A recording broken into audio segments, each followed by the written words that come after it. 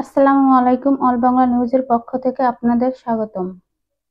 আলোচিত ইউটিউবার আশরাফুল হোসেন ওরফে হিরো আলম বগুড়ার আদালত প্রাঙ্গণে আজ রবিবার হামলায় শিকার হয়েছেন।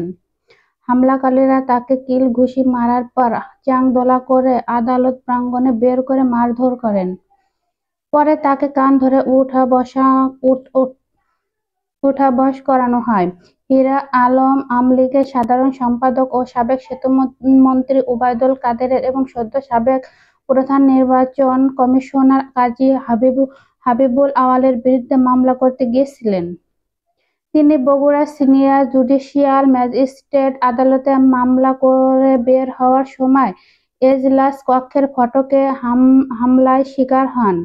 আদালত প্রাঙ্গণে থাকা বহু মানুষের সামনে এ ঘটনা ঘটে। পুলিশ তাকে উদ্ধারে এগিয়ে আসেনি। পরে স্থানীয় লোকজন আহত অবস্থায় তাকে উদ্ধার করে বগুড়া শহীদ জিয়াউর রহমান মেডিকেল কলেজ হাসপাতালে পাঠান।